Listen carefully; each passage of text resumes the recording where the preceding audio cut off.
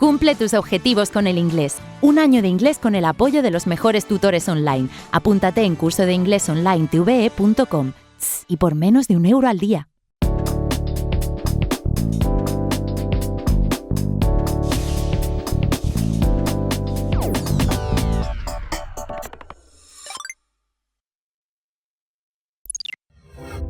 Hello again.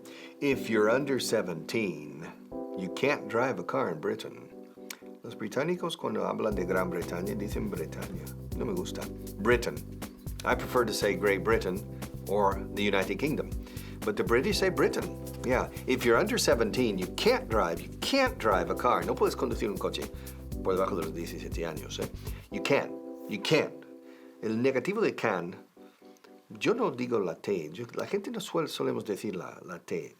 Solemos acentuar can't. You can't drive a car in Britain if you're under 17. Over 17, under 17. Are you over 20 or under 20? Are you over 30 or under 30? Are you over 40 or under 40?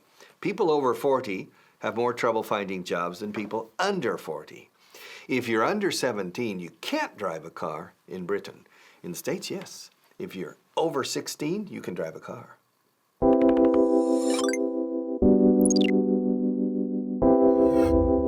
Hola y bienvenidos a la clase 130. Ahora vamos a ver la frase If you're under 17, you can't drive a car in Britain. Si tienes menos de 17 años, no puedes conducir un coche en el Reino Unido. Y ahora nos centraremos en la primera parte de la frase. If you're under 17. Sí, usamos el verbo to be. If you're under. Literalmente, si eres 17 años. Si yo soy 10 años. I am. Sí, soy 10 años. I am 10 years old. Entonces, el verbo to be es muy, muy importante. If you're under, esa es la pronunciación de menos de under. If you're under 17 en este ejemplo. Entonces, if you're under 21 in America, you can't drink. Si tienes menos de 21 años en América, no puedes beber. No decimos under 2 o less of, es under. Así de sencillo. If you're under. Practícalo en casa. Yeah, it's technology time. The greatest video game ever. El mejor videojuego de todos los tiempos. My video game. I made it. But it's only for people under 17. Solo es para ti si tienes menos de 17 años. If you're under 17. Eso es, se dice under 17. If you're under 17, si tienes menos de 17 años. Because it has demons, demonios, castillos, castles, príncipes, princes, princesas, princesses, un poco de todo. It's very fun, but it's for people under 17. It could be for you if you're under 17, but actually, I love it. It's my game. And I'm older than 17. I'm not under 17. Maybe it's for you too. It's the perfect game. It's not just for people under 17. It's for everyone.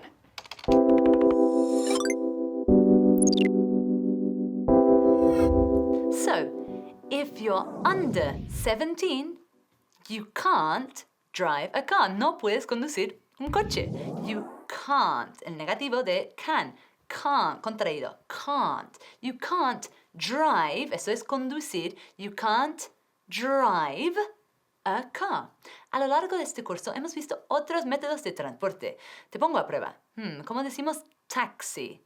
Muy bien. Taxi. ¿Y te acuerdas de camión? Muy bien. Truck. I can't drive a truck. No puedo conducir un camión. ¿Y tractor? Tractor. Fácil. Tractor. Entonces, ya vamos a ver la palabra del día, que es vote. Votar. Con una V vibrada. Vote. En el Reino Unido no puedes votar si tienes menos de 18 años. ¿Cómo decimos eso en inglés? In the United Kingdom, you can't vote if you're under 18. Muy bien, votar, la palabra del día, vote. O sea, me tengo que encontrar un chofer, a driver, pero ya, hay los candidatos, ¿ok? Open. Madre mía. Vamos a ver, con ese flequillo no es nada. You can't drive a car, ¿ok? No puedes conducir un coche. Sorry, you can't drive a car. Pero bueno, yo digo you can't drive a car, ¿ok? Dilo tú. Marcando bien can't. You can't drive a car. That's right. Vamos a seguir. Open. A ver, next candidate. Ay, qué mono. Pero es que si tienes menos de 18, pues no puedes conducir un coche. You can't drive a car. You can't drive a car either. O sea, yo lo siento, pero... A ver, Ay, madre, pero si parecía dormido. Mira, no puedes conducir un coche. You can't drive a car. Se lo digo así para que me entienda. You can't drive a car. Me estoy alargando un poco, ¿eh? A ver este otro. Ay, pero es que con esta chaqueta lo mismo distraes hasta los guardias. O sea, no puedes conducir un coche así, corazón. You can't drive a car. ¿Qué voy a hacer? I can't believe it. Es que así no se puede conducir un coche. You can't drive a car like that.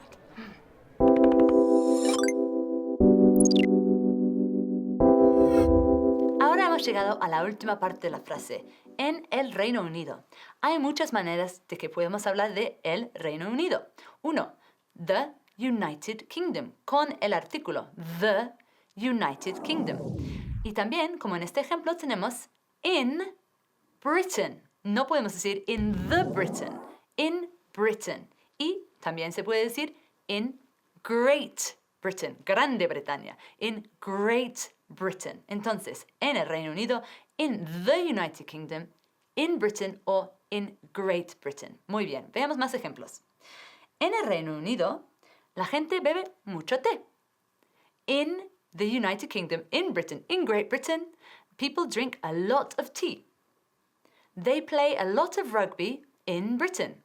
Juegan mucho al rugby en Bretaña, en Gran Bretaña, en el Reino Unido. Entonces, vamos a ver toda la frase.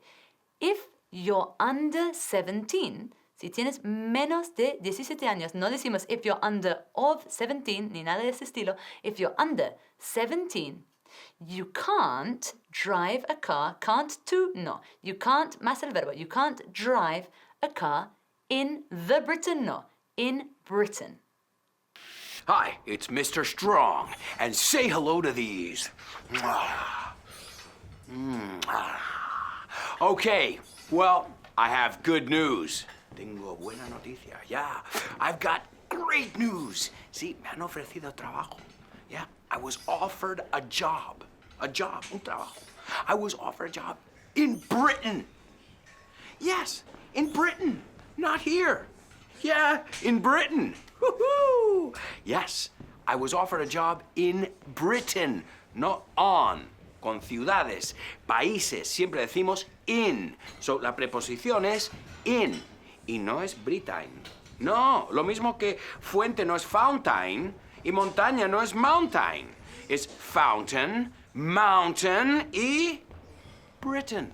Yeah, so I might have a job, quizás tenga trabajo, in Britain. Oh, cool. Yeah, I can practice my English.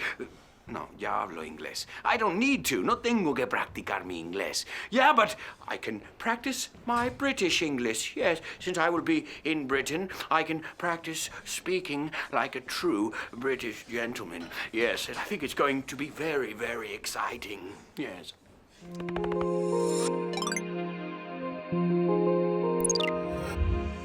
Hello again. Listen, it's a good thing. It's a good thing. It's a good thing. It's a good thing. It's a good thing. It's a good thing. It's a good thing. It's a good thing.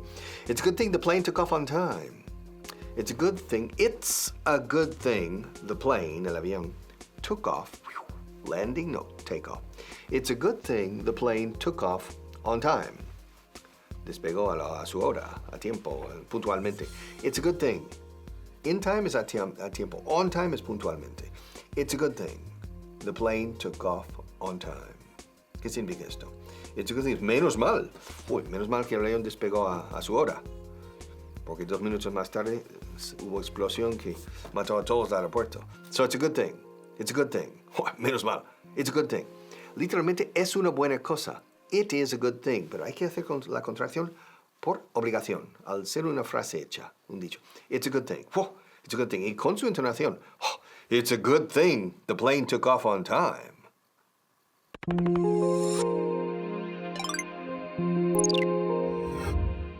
Bienvenidos a la clase número 130 y tenemos la frase It's a good thing the plane took off on time. Menos mal que el avión despegó a tiempo. Y tenemos la primera parte It's a good thing. Menos mal. También podemos decir It's just as well. Quiere decir lo mismo. Es como decir That's lucky. ¡Qué suerte! Menos mal. Por ejemplo, It's a good thing you're here. Menos mal que estás aquí. It's just as well she didn't come. Menos mal que ella no vino.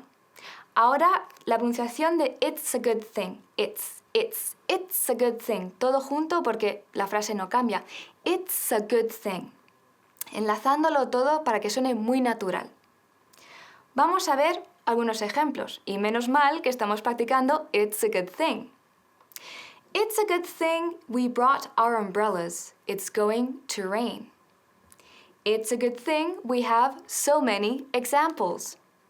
Muy bien, y nos vemos en un minuto. And I'm just going to start with a nice, beautiful blue sky. Whoa! This is red. This isn't blue. It's a good thing I noticed. Yeah, it's a good thing I noticed. Menos mal. Claro, se dice, it's a good thing. It's a good thing I noticed. Menos mal. It's a good thing I didn't paint the sky red. It would have looked terrible. Yeah, it's a good thing I studied art with the best teachers. It's a good thing I practice every day. It's a good thing I work hard, and it's a good thing I practice and develop my skills. Because that way, I can make masterpieces. True masterpieces. It's a good thing I know which colors fit best in each scenario. It's a good thing. It's a good thing that I practice a lot, and it's a good thing that I know which colors are best, especially for the sky. It's time for a nice blue sky.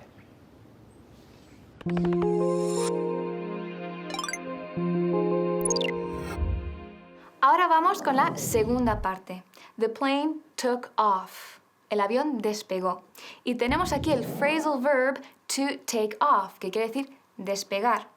Es inseparable, así que lo podemos enlazar como si fuera una palabra. To take off. A plane takes off every day.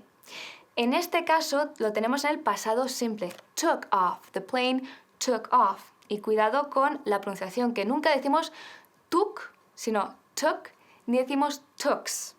It took off. Ahora, ¿qué es lo contrario a to take off?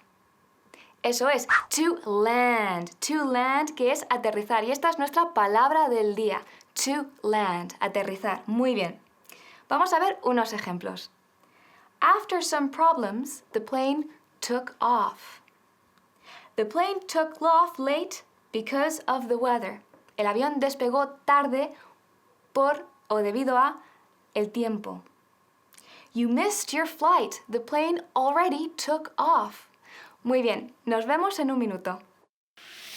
I'm so relaxed. Today, I'm going on a holiday.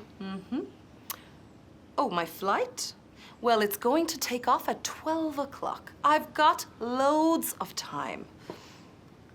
Well, because I asked the crystal ball what time the flight was going to take off, and it said that it's going to take off at 12 o'clock. So I can relax. You know. Despegar, to take off. Say it with me. The flight is going to take off at 12 o'clock. Really? Why do you want me to ask the crystal ball again? Okay, I'll ask. Crystal ball, what time is the flight going to take off? See? It says it's going to take off at 10 o'clock. At 10 o'clock? Oh no! But that means it's going to take off 2 hours early. But that never happens. I have to go. I can't believe it's going to take off 2 hours early.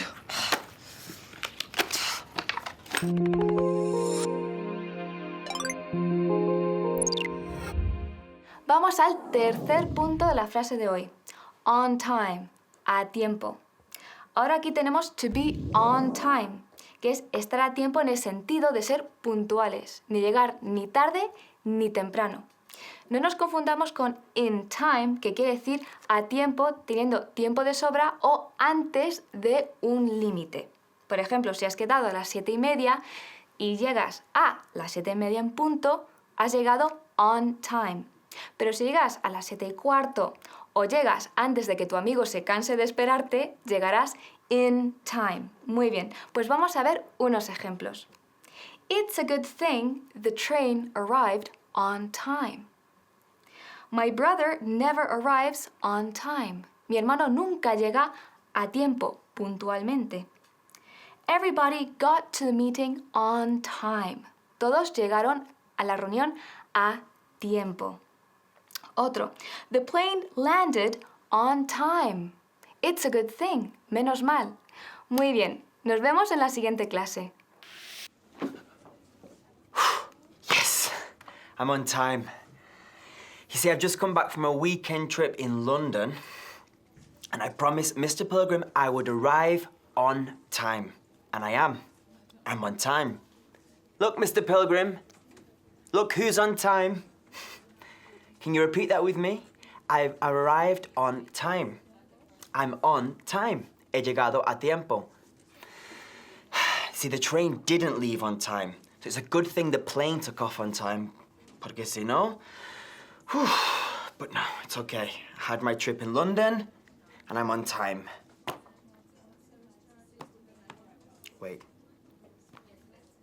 Wait, I don't understand. Ah, no. This is the time in London. I didn't change my watch. I'm not on time. Mr. Pilgrim is going to kill me. The only promise I made was that I would arrive on time. Steve! That's him calling me. Yes, Mr. Pilgrim, coming. On time. You know what? I knew it was too good to be true.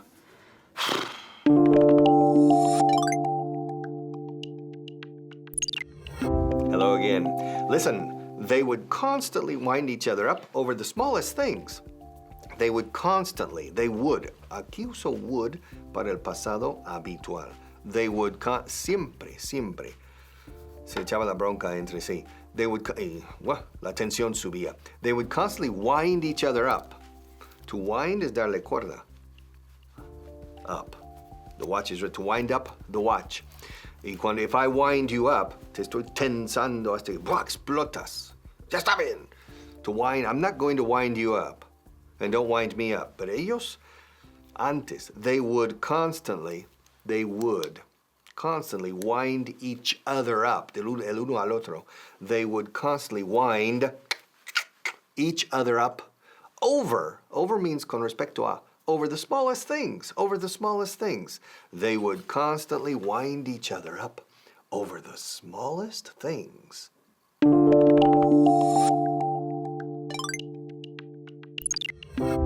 Hello. They would constantly wind each other up over the smallest things. Can you believe it? Esto pasa a veces, ¿eh? ¿A que sí? Don't you agree with me? Listen, este matrimonio, o pareja, no sé. They would constantly wind each other up over the smallest things. They would. Aquí estoy usando would, que no es condicional. Es lo que pasaba continuamente en el pasado respecto a una pareja. They would constantly, siempre. Sí, hacía uno enfadarse al otro mutuamente sobre las cosas más nimias, más pequeñas, over the smallest things. They would constantly, they would constantly wind each other up, to wind each other up. I'm winding my watch. Yeah, dándole cuerda hasta tensarla del todo. Y uno tensaba al otro hasta que reventaba todo. Yeah, sobre lo más pequeño, cosas pequeñas. They would constantly wind each other up. He winded her up, she winded him up. Till boom! They would constantly wind each other up over the smallest things. Well, I've just had a lovely, lovely, lovely, lovely day. I went for dinner with my grandchildren, mis nietos. Oh, it was fantastic. They're growing up so fast. Well, they're getting bigger, but they're not getting politer, mind you. They were constantly using their mobile phones. Constantly. The whole way through dinner, they were constantly on their mobile phones. They were constantly showing each other photographs, and they were constantly sending text messages to their friends, and they were constantly using that, what's it called, the face blog. They were constantly on the face blog too. Constantly. That's what we say. Venga, dilo conmigo, cariño. Constantly. Well, they were constantly ignoring me because of their mobile phones. So I decided I had to teach them a little lesson. So I took them. I took their mobile phones. That'll teach them a lesson. I mean, you can't go for dinner with somebody and be constantly looking at your mobile phone, constantly looking at photographs, constantly sending text messages, and constantly on that face blog. Well, they might be angry today, but they'll thank me someday. Mark my words.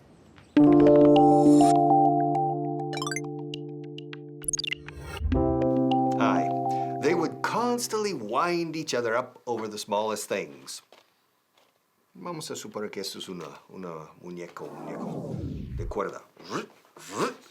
I'm winding up the doll. To wind up. Darle cuerda hasta tensarla y luego se distensa.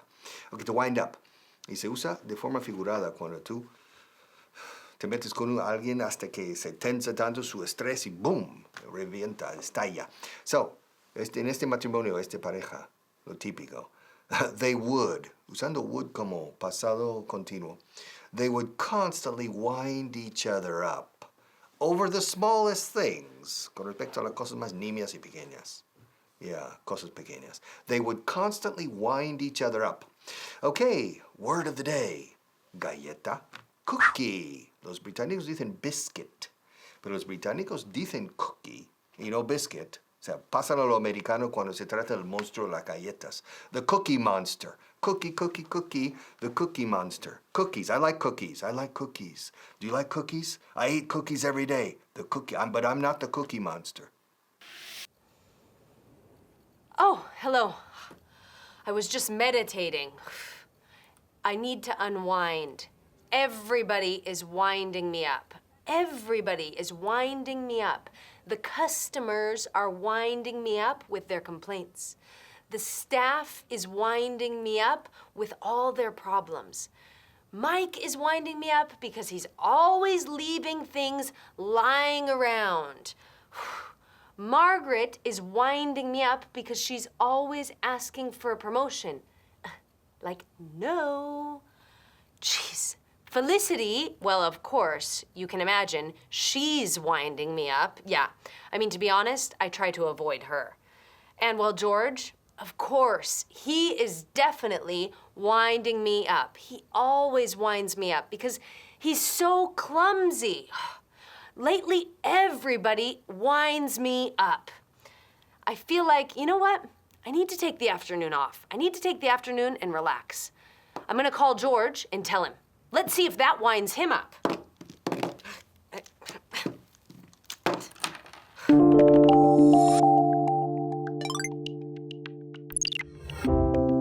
Hi. I'm winding up my watch. I'm winding. Se escribe igual que viento, wind, pero se pronuncia wind. Aquí en inglés es fácil, ¿eh?